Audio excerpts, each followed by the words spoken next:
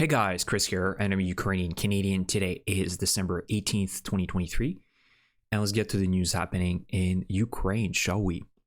So, today I want to go over the slides first, and there's some really great news and bad news for the Russian Air Force today. So, there is confirmation indicating that the Russian Air Force lost over this weekend 2 Su-34s and 1 Su-25. Respectively. So these were two losses in different directions. So those two Su-34 bombers were lost in Russia due to a long-range UAV strike from the Ukrainian side, which, according to this pro-Russian Telegram channel confirms that two of these Su-34s were destroyed, and most likely another 10 that are have received some damage as well. Not confirm which type of jet fighter it is. And also over the weekend there was a mistake from the Russian side, and they shut down again one of their own aircraft, and that was an Su-25 that was shut down in Zaporizhia yesterday. And also, speaking of a bad day for the Russians, also there was a Free Russian Legion incursion, or raid if you may call it, in Belgorod over the weekend. So there is a lot of activity right now in Russia. And just to give you kind of an indication where that strike, the one that happened at Rostov in the Morozovsk, I believe, airfield, is right here. So you can see that it's really not that far away from the front line. It's very close to Donetsk. And so the Russians were certainly using this airbase to launch multiple, Su-34s or Su-24s to strike Ukrainian positions, specifically in Avdiivka. This is a very good position to have here. So this is an excellent strike, and again, it will force the Russians to move their airplanes further and further away from the front line, costing them more money to fly them and bringing more as well wear and tear to these aircraft that are already aging. Now, I believe that the Su-34 is actually a little bit more modern than, the Su-24s and 25s, but knowing the lack of maintenance, the lack of proper servicing that the Russian military does in its entire structure, you can bet that most of these jet fighters wear out much quicker than expected. So this is an excellent strike from the Ukrainian side. And again, as I've reiterated multiple times, Ukraine needs to multiply these events times 100. Every single day we need to be hearing about these strikes. I know it's tough, but Ukraine needs to ramp up production to really make life difficult on Russian soil for these military bases, these airfields, these important factories or institutions that are helping Putin continue this war in Ukraine. By really crippling within Russia these important structures and targets, it really is going to alleviate the pressure that the current Ukrainian forces are getting right now on the front line. So far, this is a great strike, but we need to see that multiply and more of these attacks occur over the span of a week, So that's great news. Now let's go back to the main slide. There's some other things I want to cover. Now, Rymetal, which is, I believe, a German military institution which produces and builds ammunition and also various modernization of tanks, including the Leopard 2s and the Panzerhaubitze 2000. Correct me if I'm wrong here, but they're a major industry in Germany, military industry. So basically, they have been now commissioned to supply artillery ammunition to Ukraine, and we're talking about the 155 millimeter artillery ammunition, which is a standard ammunition or shell within NATO. Now Ukraine has been operating more and more NATO howitzers and self-propelled artillery. So it's really good to see that Germany and not only the German government, but German companies have stepped up big time to assist Ukraine.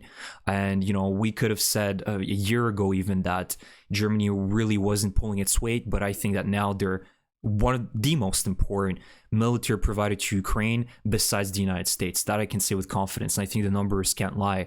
And so this is a contract that is obviously confidential, but they're saying that it's about 100 million euros worth of ammunition that is going to be provided to Ukraine. Now, the only thing I'm a little bit worried is that the delivery is scheduled for 2025, which, Ukraine doesn't really have that much time to be able to wait for, this new supply of ammunition. So I hope this is just going to be progressively given to Ukraine over time, right? Ukraine's going to get the first batch, then a few months later, second batch, because waiting until 2025 is far too risky for Ukraine. They need the ammo now. And also there's been more and more reports saying that the Ukrainian military is now conserving 152 millimeter shells and 155 millimeter shells because there's starvation in shells again. Unfortunately, with all the talks of the United States putting a pause to the military financial assistance to Ukraine, a lot of countries in Europe being uncertain if they should be providing further assistance to Ukraine. There's a lot of uncertainty, and Ukraine, not only I think it's starvation, but I think Ukraine also is trying to keep its firing these types of shells to a minimum because it doesn't know what's going to happen in the future, right? Tomorrow, as I said in the past, Ukraine could lose all of its allies. I'm not saying that's going to happen, but Ukraine functions in an atmosphere or an environment of uncertainty right now. So unfortunately, there's also the negative side behind that. Ukraine, unfortunately, doesn't have the capacity yet to match Russia's production of shell levels and also ammunition, everything else. And that is also because the West isn't really providing the type of help necessary to beat Russia. But as I said previously, it's also an indication that Ukraine needs to work on itself. It needs to be producing its own factories, its own institutions, which it already has, right? From the legacy of the Soviet Union to produce these types of ammunition, and that should have been done yesterday. So better late than ever, but thankfully Rymetal is here to help Ukraine, and they have provided some excellent weaponry to Ukraine in the last few months. So a huge thank you to the German people and Germany overall. You guys are fantastic.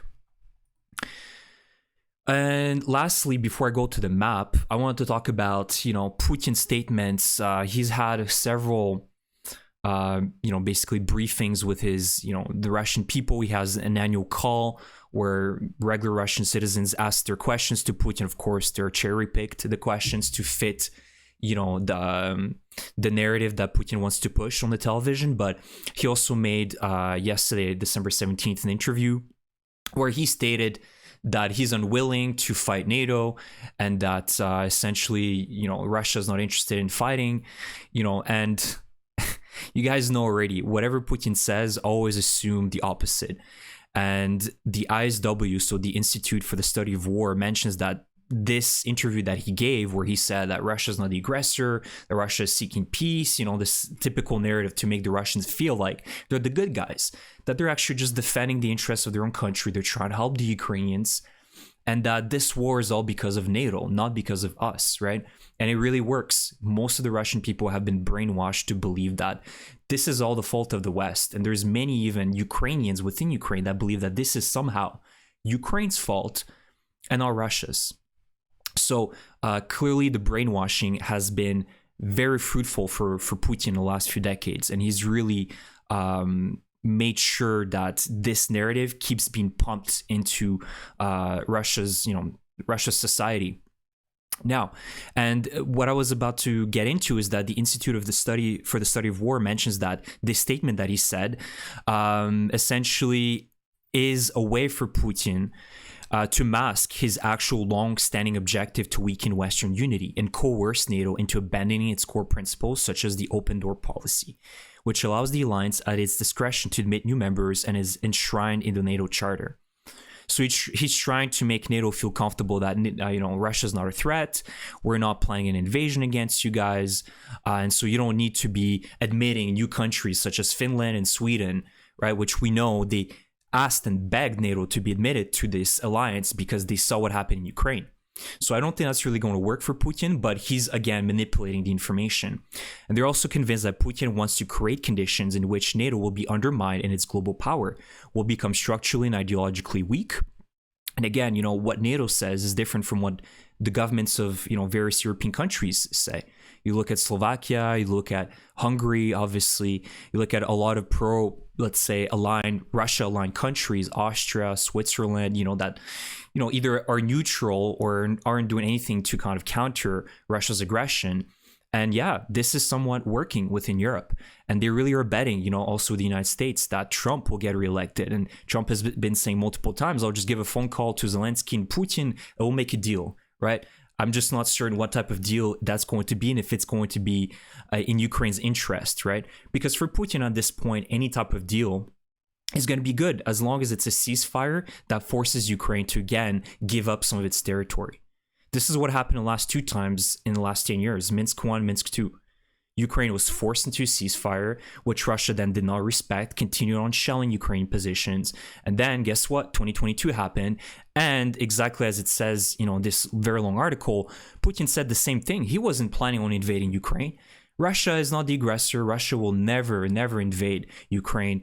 And, the rest is history. February happened, 2022, and now we're almost 2 years into this brutal war that Russia brought to the Ukrainian people.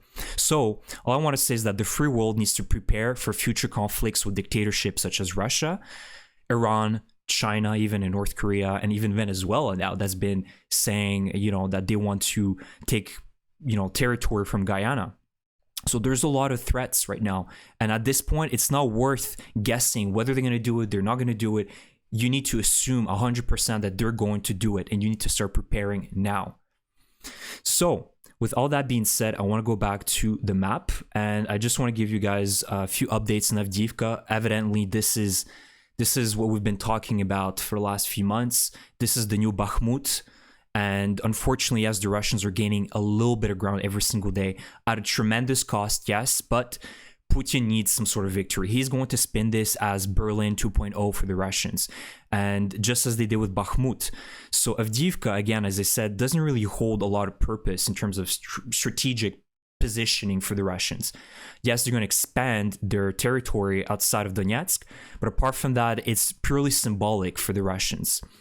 And of course, they're losing a lot of men, but they don't care. They absolutely do not care. And so for the last few days, you can see that since my last update on Friday, there haven't been any changes, drastic ones. The only one I want to bring your attention to is in the center of Avdiivka. So this is close to Kashtanove, where the Russians are pushing through. And they've managed to take positions in this kind of small forested area right before the entrance of Avdiivka. Again, the Ukrainians hold the high ground here, so they still can see what the Russians are doing here, but the Ukrainians absolutely cannot allow the Russians to start entering buildings, because that's what happened with Bakhmut. They start entering buildings, and they started just throwing more and more men, more zombies, and more attacks, which really made life difficult for the Ukrainian soldiers. So unfortunately, the outlook doesn't look great, and I'm trying to be realistic with you guys here, until, obviously, the Ukrainians would be able to make some sort of small counterattack in these directions where Russia is having some small successes every day. So if things don't really change, I don't foresee Avdiivka holding for long term, unfortunately, unless things can always change. But so far, it's one thing to push through fields, but it's another as well to push through urban buildings. And that's now the new task for the Russian forces, is that they're going to have to push through urban buildings.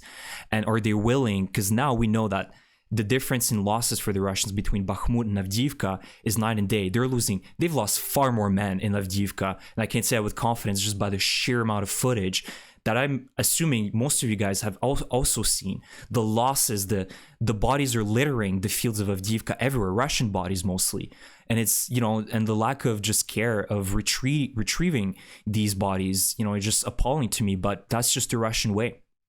And so, it's one thing to push through fields that are open, but it's another to fight in urban settings, which Russia historically has not been doing well and has done far worse. So if they start entering parts of the urban area of Avdiivka and other villages, it's going to be far more bloodier for the Russians. And as I've said previously, yes, their tolerance for casualties is far higher, but at what point, right? There is always a breaking point. And eventually I think that Russia will simply, have to look at its losses, whether it be in 2 years, 3 years. And it's right now, it's already a demographic, catastrophe in Russia. They've thrown, hundreds of thousands of men in Ukraine, young men, that many of them have already died or heavily wounded. So this is a huge demographic catastrophe for Russia, obviously for Ukraine as well. But all for the ambition for a few, rich oligarchs and Putin himself. So Right now, the situation is under control. The Russians have not yet entered Avdiivka, but they're pushing extremely hard every single day. So again, I'll keep you guys updated if there's any changes, whether for the Ukrainian side or the Russian side. I try to keep it realistic as much as possible without any flashy, expectations that somehow Ukraine, is going to do wonders here, because it's a difficult fight. We can underestimate the Russian military and their ambitions as well. Apart from that, that's pretty much it. Again, the Russians have they've started multiple offensives, not only in Avdiivka. I've talked about Bakhmut. They're now trying to push back into Klishivka and Andriivka, which the Ukrainians took back in the summer. Again, they want to reverse these Ukrainian gains. And by doing that, there's, I think, a report that said that now they've moved around 80,000 soldiers in Bakhmut. This is, if they would lose Bakhmut, this would be a massive blow for Putin and his image. So they absolutely cannot allow the Ukrainians to be able to push in Bakhmut. So that's why he also threw tens of thousands of men in this direction as well, because losing Bakhmut to the Ukrainian forces would just be similar to the blunder in last year in the fall with Kherson being lost, and how much of an embarrassment it was for Putin when you could see all these big slogans in the right bank of Kherson saying that Kherson is Russian and Russian forever, and then a few months later, well, poof, it's in Ukrainian hands. So obviously they're also pushing a lot in Bakhmut because they don't want this embarrassment to be repeated as it was in last year. And again, nothing has really changed between Kupiansk and the Lysychansk direction. A lot of offensives and counterattacks from both sides by the Ukrainians and Russians in the forests of Crimea. But again, this front line hasn't changed. Very little has changed in this front line here. And in northern Kharkiv, so Kupiansk direction, the Russians have renewed a lot of attacks, and I've seen a lot of drone footage showcasing, it's not the same level of attacks, armored attacks. So now the Russians are using armored vehicles in the Kupiansk direction around Ksinkivka and Pershotravneve. So these two small villages that are kind of north of Kupiansk. So they've renewed offensives, the Russians, but they've started using a lot of armored vehicles, not as many as Avdiivka, but still a sizable amount, about 5 to 10 per offensives. But they've been losing bad here. The Ukrainians have seen footage of them using Javelin missiles, FPV drones evidently have really been helpful, and also artillery. So they're holding the line here, and they're not allowing the Russians to penetrate and push towards Kupiansk. So overall, the situation is controlled by the Ukrainian forces. But as I said, one thing that Ukraine needs to be doing right now is building heavy multi-echelon fortifications, because the Russians will pick one target and they will throw everything at it, hoping for a big breakthrough. And that's what they've been doing. They've picked a few targets because they now have the manpower, and they're slowly chipping, eroding, trying to exhaust the Ukrainian forces. So they need to build very heavy fortifications, the Ukrainian side, to be able to counter these zombie waves of attack that the Russians are throwing at the Ukrainians. So that's the situation in the east. And you can see that the Russians have talked about renewed a lot of, started counterattack in the Orikhiv direction. So they're, now fighting close to Robotine, whereas a few weeks ago, the Ukrainians liberated this small area. They kind of create a bigger buffer zone around the village of Robotine. So that was reversed by the Russians as they threw also more men in this direction. But evidently, the Russians can't be throwing an infinite amount of men. They also need to sacrifice certain other areas, which is the Kherson direction.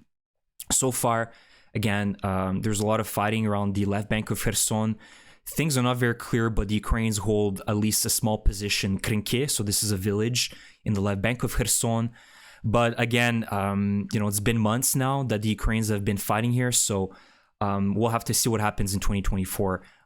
Something big needs to happen for Ukraine in 2024. They need a victory, and I hope that this is going to be the area. But you need to commit more resources, and I hope that Ukraine will find some sort of breakthrough here, because obviously the Russians have less resources here, but they're still moving a lot of reserves, and they're constantly counterattacking the Ukrainian gains here. So we'll see how this Ukrainian gamble pays off for the left bank.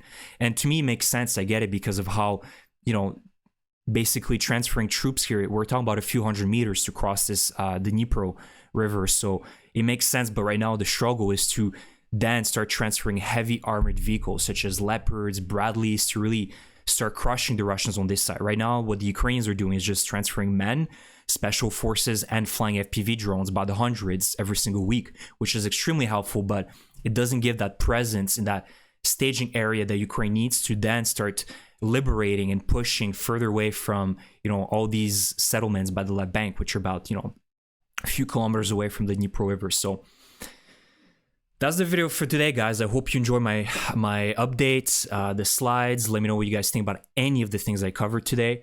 Tomorrow, I am doing a small live stream for about an hour, 5 p.m. Eastern time. I'm expecting a few of you guys are going to be present. I'm not expecting a massive turnout, but I'm going to be very happy to talk to you and interact with you. So please feel free to attend if you have time. We're just going to be talking about, an overview of 2023, the challenges ahead in 2024, and just having a general discussion about random things as well. Not only just the war, but it's been a long time since I've last talked with you guys. So I'm due for a small little live stream with you. So a huge thank you for your support. Leave me a like. Please subscribe to my channel, and I will see you guys tomorrow. Slava Ukraini!